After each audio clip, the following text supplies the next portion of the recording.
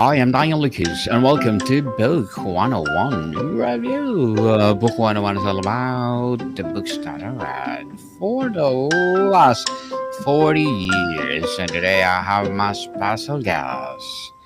One of her advocacy being curious Christian, providing scholar-led Bible insights. No other than Miss Cation Bellino. Hi, how are you? I'm fabulous, fabulous, Miss Casson, and welcome to Book 101 Review. And can you please introduce more about yourself? Absolutely. Well, thank you, Daniel, for having me on your show. I'm a curious, confused Christian. There's no difference between you and me, but I think, I'm a Christian that was raised in the faith, but I went to church my whole life and I still felt confused, like I gave my life to my religion. I don't like calling it a religion, but I gave my life to my faith. And yet I couldn't really answer a lot of questions about it. I couldn't defend it.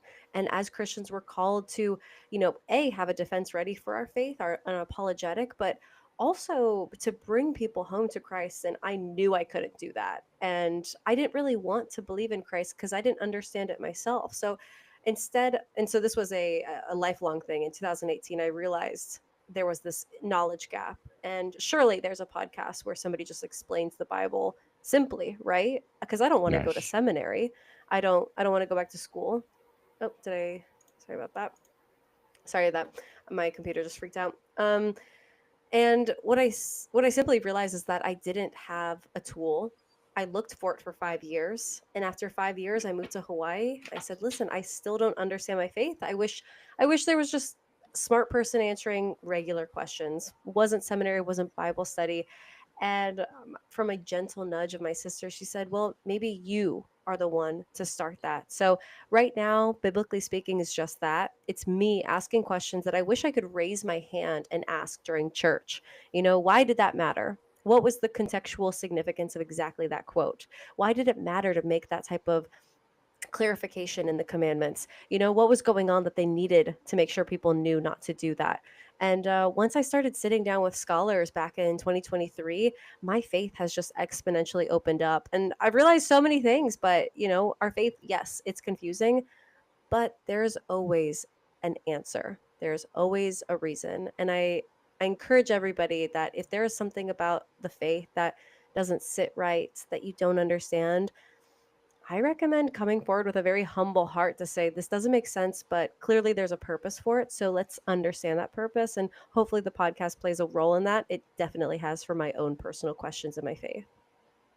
Miss Cation Bellino. Thank you so much for sharing your knowledge and wisdom to the world. Thank you. Yeah, no, it's a pleasure. Yes. And let's talk about the intersection of faith and reason.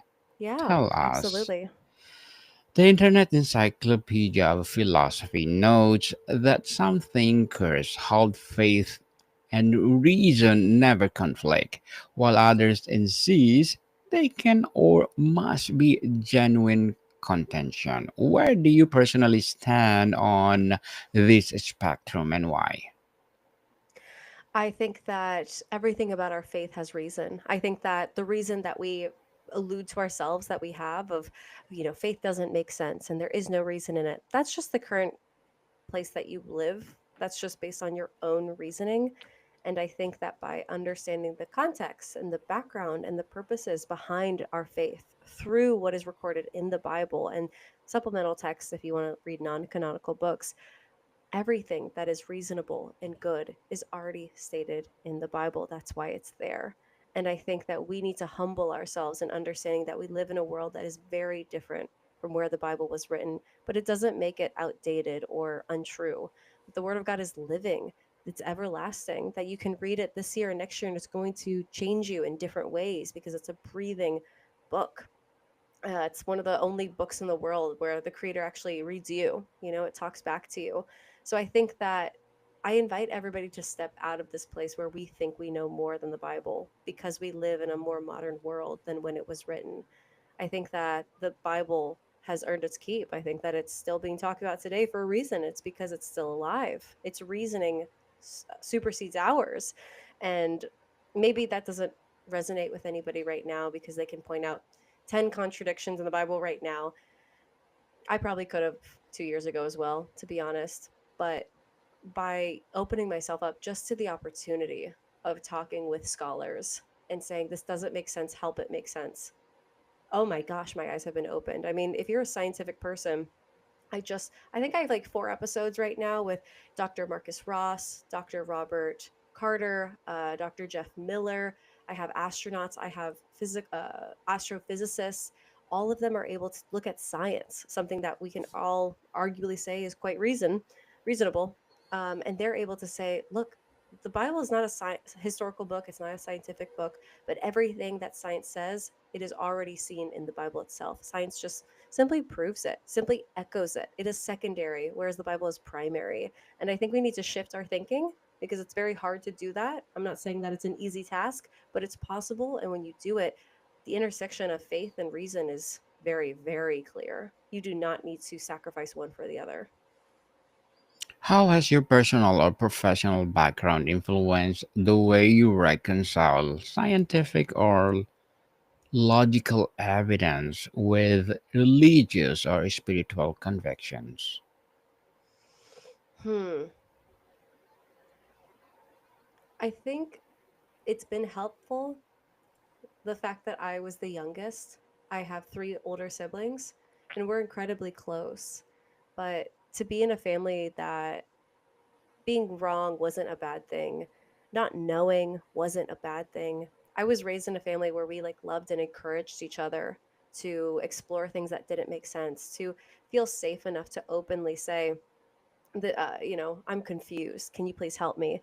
And I think something about being the youngest in a family and being, so protected by everybody else in the family gave me a very unique boldness that maybe some other people lack.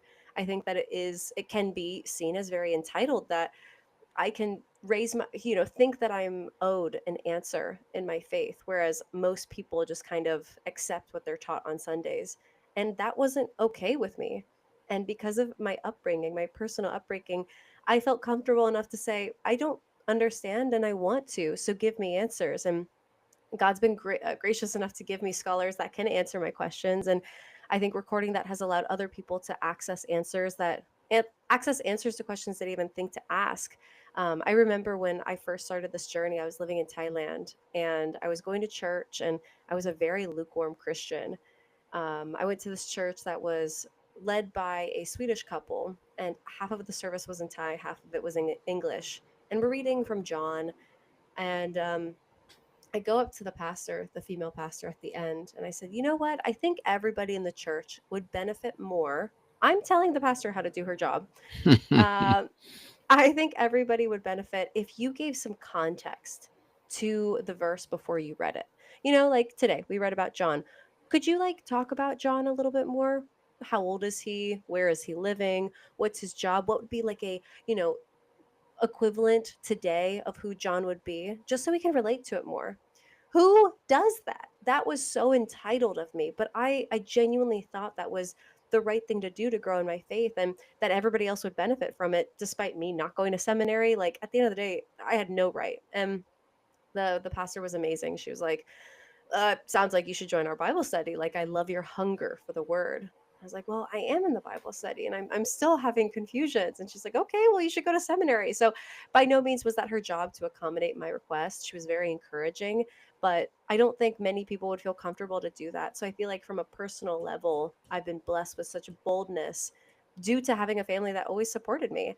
But I I don't think I can answer it professionally. And my professional world is so different from what I do with my podcast. In discussion, philosophers outline four basic models of interaction: conflict, incompatibility, weak, and strong compatibility. Which model best reflects your approach to faith and reason? How has it evolved over time? Okay, it was conflict, wit, compatibility. What was all of them again? The strong compatibility, S- Compatibility, inter wit. conflict, weak compatibility, and strong compatibility. Compatibility maybe. I think that I I don't ever want to I've been on podcasts where we don't agree. I've had guests on that I don't agree with. I've been on people's shows that I don't agree with. And I think that we each have our own experience of God. I think that it's limiting and small-minded to put God in a box that only makes sense for one person, therefore making the other person wrong. And so I try to go into these conversations with Catholics, Protestants, Orthodox priests and say, can you help me understand this from your perspective, from your education? And I've even had friends come on the show back to back, disagreeing with one another, saying, I think that this is how free will works. The next week is, I think this is how free will works, and they know about it. They're friends, and I think that it does us a favor to approach with compatibility, with openness in these conversations to say, listen, any God that can be understood by one person, 100% correct. That's Jesus. All right. There's no mortal human on earth that can understand God fully, correctly, and wholeheartedly. That would make them God. So I think that all of us as Christians need to be more open minded, be more patient, understand that my version is going to work for me in my relationship with Christ. Your versions might looks a little different. From a dogmatic standpoint, they have to be on the same. I'm so sorry. I don't know why my computer keeps trying to reload. Um, I think dogmatically they need to be on the same playing field. Doctrinally, they could be slightly different. And I think that's where understanding the variability of our faith doesn't make it complicated, doesn't make it contradictory. It makes it beautiful, it makes it intricate, it makes it worth studying. Interesting, Miss Cation. Truly, truly empowering indeed. Thank you. I love the sound effects. You're welcome. Science and religion are often portrayed as adversaries. Can you share examples from history or personal experience where scientific discoveries have enriched rather than undermined religious understanding? Oh, wow. I would hate to misrepresent any of the scholars on my show. I think I've had a lot of really great scientists on from Is Genesis History, a documentary that you can watch for free actually right now on YouTube. And gosh, what would be a great way to put it? A lot of people argue that the global flood might have just been a local flood or a myth that's a part of the Genesis creation story. But because you have other floods in other societies, like the flood of Gilgamesh is probably like the most famous and notable, but it also shows up in Egyptian culture. And a lot of maybe non-Christians or Christians that doubt that there was a global flood as written in Genesis, we might say, oh, no, it was a local flood. Maybe it felt global to them because it was a small world and they didn't realize how big the world was. Or maybe they say, oh my gosh, it was just it's just a story that shows what's capable of God, but it didn't actually happen. It's just an allegory. A lot of scientists today can talk about, if we look at the fossils, we will see a massive, I'm not going to use at all any of the right words, but the fossils show a massive layering in a very fast paced, traumatic way. Typically, soils and fossils, they slowly are developed because you have time for the fish to live within that mud and become fossilized. You see their tunnels and their homes and their bones and their lives. If you're in a massive flood, that home won't have time to develop because as the ground settles after a massive flood, the debris is going to settle very, very quickly on top of one another. The fossils show that type of catastrophic and global event across all fossils and strata, that many can agree as geologists that this flood was not local and it was global and it did happen and it reshaped the earth. Um, so I think that to me is like, ah, nice. Like the Bible talked about something, all of it pointing back to Jesus and God, but that did happen on earth. I highly recommend, if you want a much more sound description of what I just said, and you say, Cassie, that doesn't make any sense. It probably doesn't. Let me point you towards a scholar who can explain it much better. If you go to Biblically Speaking on YouTube or Spotify or Apple, look up any show with Dr. Marcus Ross, Dr. Robert Carter, Dr. Jeff Miller, all of which are geologists who have looked at all of the fossils, all of the carbon dating, and they can explain it within that 1 hour. I think I have 20-minute versions for Marcus Ross and Robert Carter that explains exactly what I just said at a much detailed and more simplified level. So if you doubt me right now, it's just our faith is so wonderful, and I highly recommend listening to that episode or episodes if you want to listen to all of them. Yes, definitely. And Miss Cassian, as a podcast host, what are your short-term and long-term goals? Oh gosh, I have so many visions for what I want this podcast to become, but I hope, if I'm going to be encouraged faithfully, my sister would always say, go back to the last thing God told you to do. And God told me to start this podcast. And if day one of starting this podcast, if I could have told you what it would have become, it doesn't really matter. God did exactly what he wanted to do. And he made it really big. I have 100,000, over 100,000 people following me on Instagram. I have 120 countries listening to the podcast right now, all over the world. I could have never had goals for that back when I started in October of 2023. Do I have visions of what I want it to become? Yeah. I want this information from these conversations to be accessible everywhere. I want this type of material to be used in places where people are looking. If people need answers on a certain app, I want them to have these answers.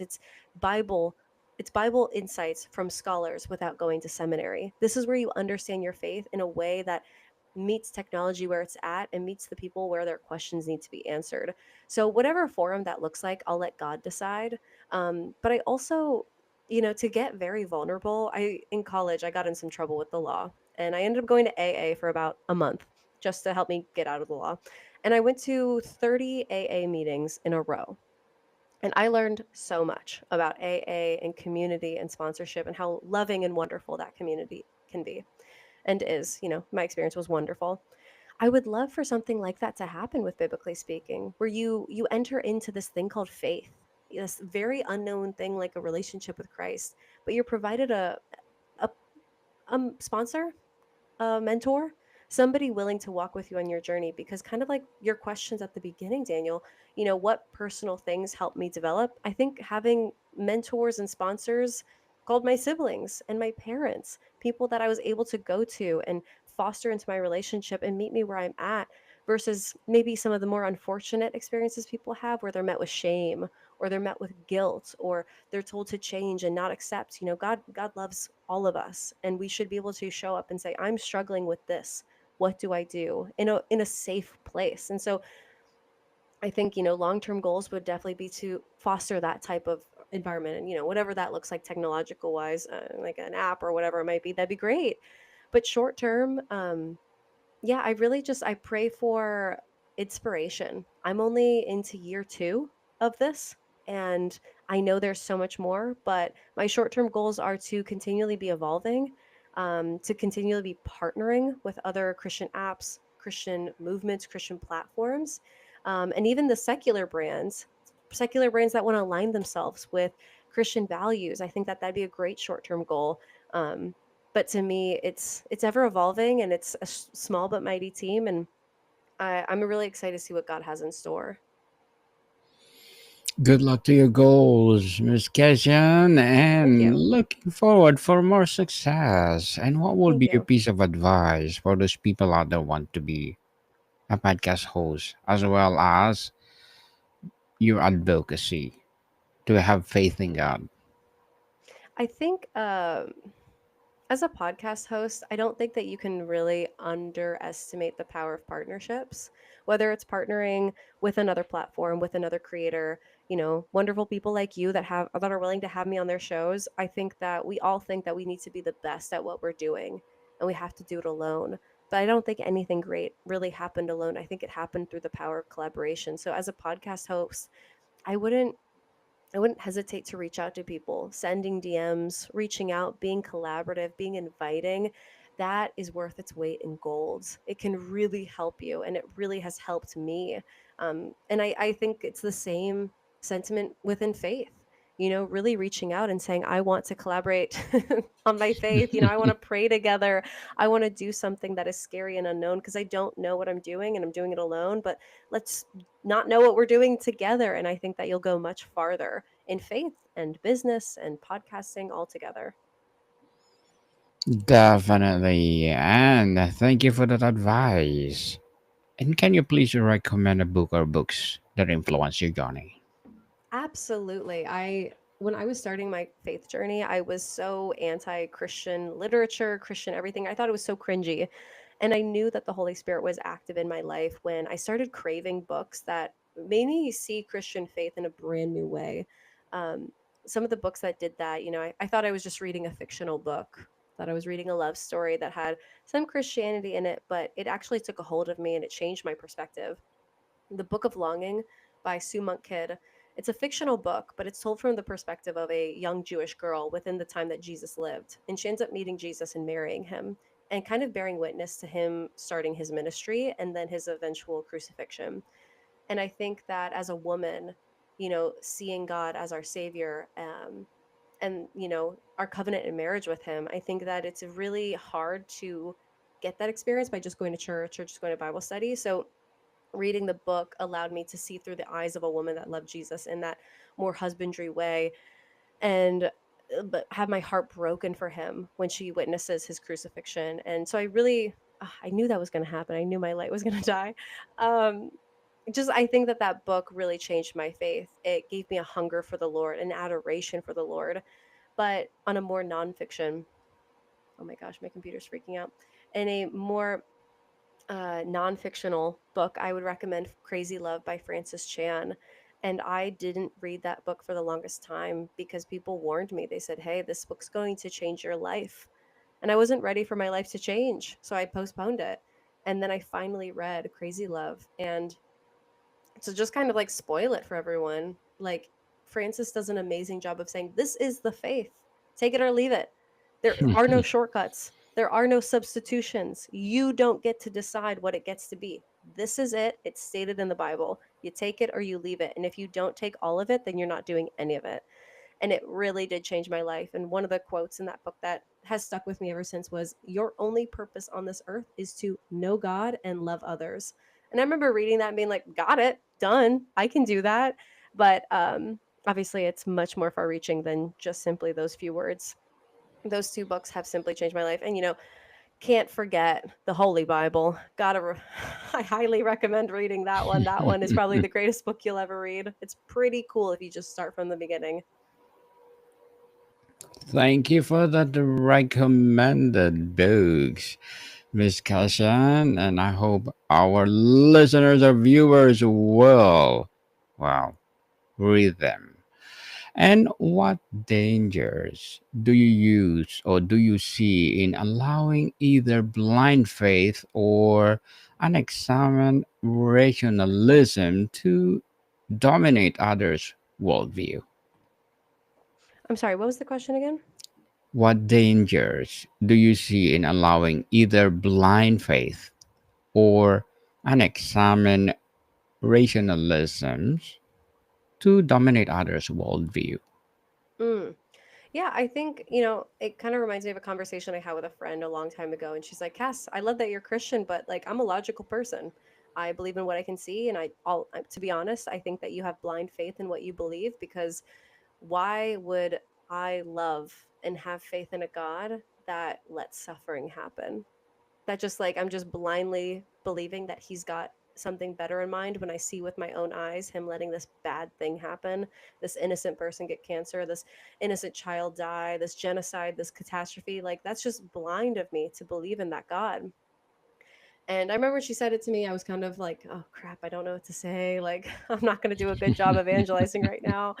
But kind of having a few conversations, especially one recently, is you are not dealing with somebody on earth.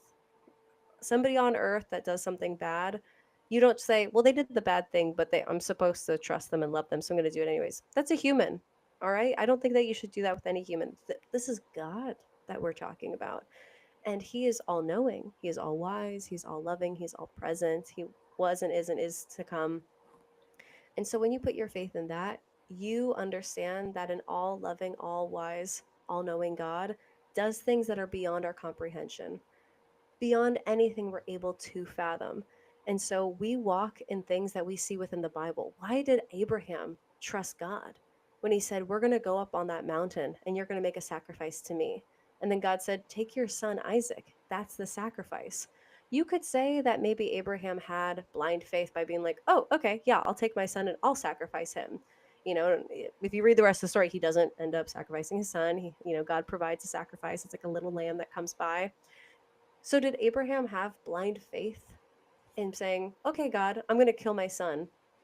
No, I wouldn't say he does.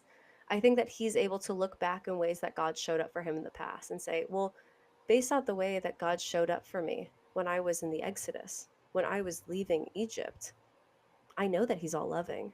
I know he's a God that has plans that are beyond my comprehension. I know that he's all loving and that he's able to provide things in ways that I can't fathom right now." That's what I have faith in. And I've seen that with my own eyes. I've seen the manna from heaven. I've seen the water from the rock. I have faith in a God that does things that are beyond this realm, that are supernatural. That's what I have faith in. Does it make sense to me right now why I would kill my son? No. But I'm not having faith in me. I'm having faith in God. So I think the dangers of stopping at "it doesn't make sense to me, therefore it's blind faith," you miss out on something really beautiful. You miss out on an opportunity to see life trusting the Lord, allowing the Lord to work in your life, to provide that sacrifice in the 11th hour, the way that he did for Isaac and Abraham. Um, so I, yeah, I think that you just miss out. So if you want a half filled glass, by all means, but I want a full glass in this life. And I think that's only possible through the Creator. Miss Cassian, before we wrap up our discussion for today, I invite you to listen to my other podcast, people. My other podcast, because my abstract essay is already in fifth season, abstract poetry in second season, and my book 101 review in fifth season too. Comedy 101 in second season, and my food 101 in fifth season as well. Geography 101 in fourth season, and my baby podcast Law 101 and mental health 101 love letters in fourth season, as well as my movie 101 review and music 101, science 101, and sex 101 in its first season.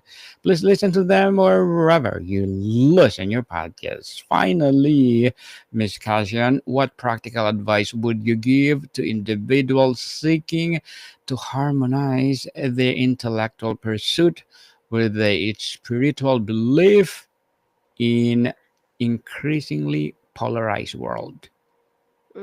That's a great question.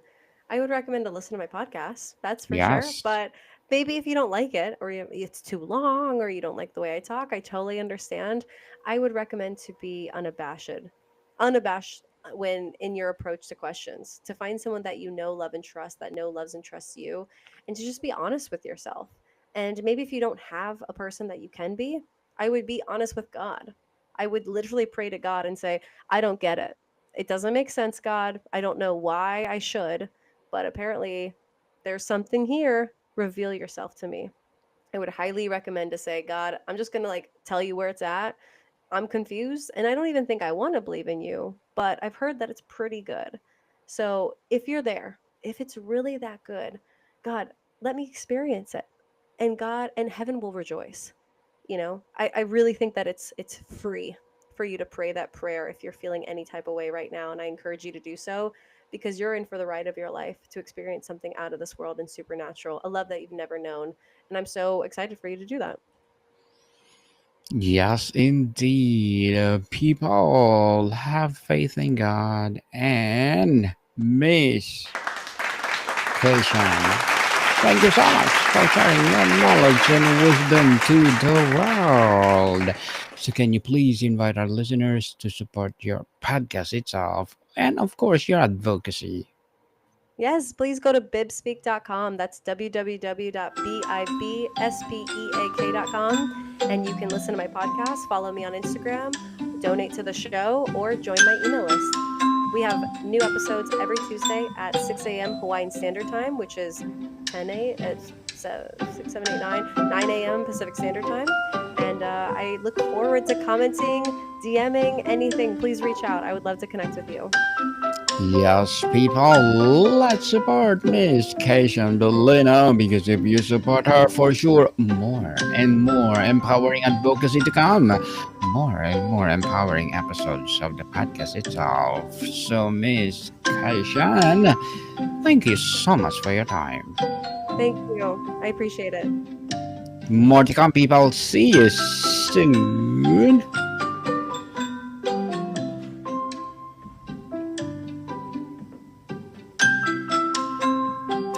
Next week, Miss Cal.